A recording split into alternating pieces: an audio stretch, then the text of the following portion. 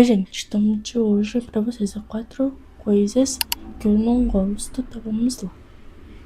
Vamos lá, né? Não esqueça de seu like nesse vídeo hoje. Não esqueça de se inscrever aqui no canal, que a gente tá nos 869 inscritos.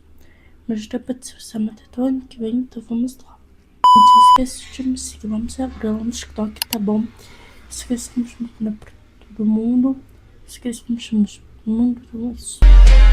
Gente, bora lá. Então, a primeira coisa que eu não gosto é que, tipo assim, quando a bateria no celular acaba, porque eu não gosto, tá?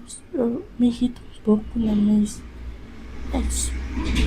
Então, já, a segunda coisa que eu não gosto, tipo assim, a pessoa faz muito barulho, eu não gosto, porque quando eu gravo um vídeo no canal, eu fico fazendo barulho lá fora, ou em outro lugar, ou da TV, por exemplo, eu não gosto.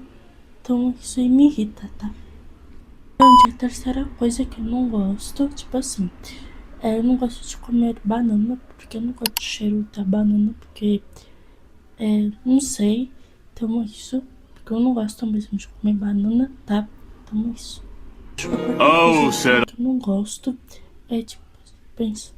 Gente, a quarta coisa, né, que eu não gosto de comer tomate, tá? Tipo, porque eu não gosto, tá? E também eu não gosto, tipo assim, quando a pessoa me atrapalha, quando eu tô fazendo uma coisa, tipo assim, quando eu tô desenhando, aí me atrapalha, tá?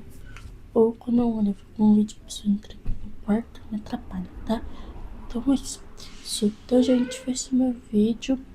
Beijo, tchau e até amanhã. Gente, foi esse meu vídeo. Um beijo, tchau e até amanhã.